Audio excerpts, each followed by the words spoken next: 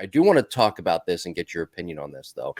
This week on the Lab Epstein Hitting Podcast, episode 133, we discussed, Jake Epstein and I, hitting to your strengths. And I think that's a very good topic to talk about now. College baseball, college softball is underway.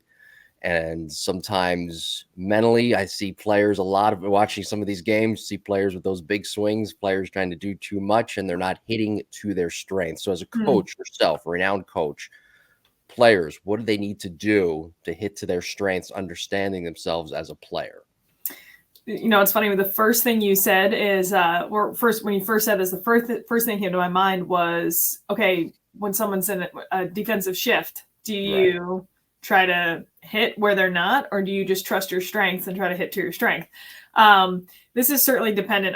What I try to get the athlete to know is just become aware of themselves as a hitter. I have athletes who have certain tendencies, and when they have, let's say they have an extremely steep swing angle, and when they see that tendency happening, they know right away, well, shoot, I'm not going to be looking at the high pitch today. I'm going to get up in the box and try to attack a low ball or something along those lines. I have certain athletes who can't stand hitting inside pitches. And so we work on having them crowd the plate and basically challenging a pitcher to thread the needle or throw a middle outside pitch. So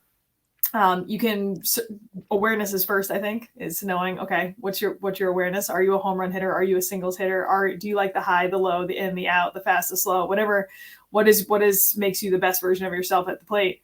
And then how can we start to manipulate our game a little bit to get what we want? Yeah. Pretty much. That's a pretty simple way to put it, but it does hold true in a variety of ways. So again, that's our topic, hitting to your strengths, this week on the Lab Epstein Hitting Podcast. So subscribe to that show. Follow us on social media at Jim Tara, at Coach_Cassie RB on Twitter, at Coach Cassie RB on Instagram. You know, flip those two. I'm sorry, flip those two. At Coach_Cassie RB on Instagram. It'd be nice if they were the same. That's right. Make life a lot simpler. All right, let's get into today's topic, episode 31, vision training for hitters. Let's talk about soft focus and hard focus.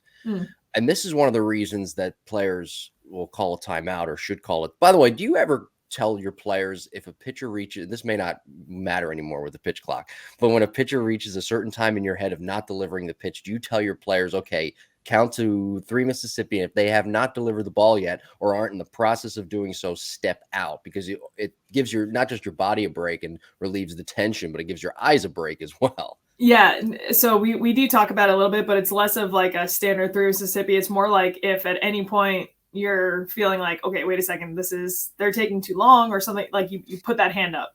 And we practice it a little bit. We practice getting in the box, getting in the rhythm, putting the hand up, and then being rewarded time. And then we practice not being rewarded time, because there are going to be those certain scenarios where you feel like you've been in that box for 3, 4, 5 seconds, whatever it is, pitcher hasn't thrown, you ask for time and the umpire's like, nope, we're going. And you have to be ready to hit. So ask for time, put your hand back on the bat and swing.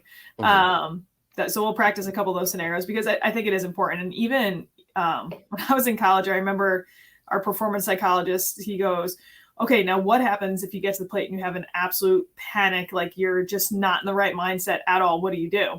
And we were going through a checklist, and he's like, no, you need more time. How do you buy time? How do you buy time? And he finally goes, you pretend you have contacts and you pretend you got something in your eye and you need to fix your contacts so you can give yourself 3 minutes to pretend like you're in pain, almost like you're in pain. Because I wear contacts now too, so I understand it completely. Oh, for sure. It's definitely unbelievable. It's, that contact shifts a little bit or something, you get dirt, you need your solution. Yeah. So we definitely talk about that a little bit, but I'm curious to see if pitch clocks will come to softball. And if they do, I really do hope that it transitions a lot smoother than it has into spring training.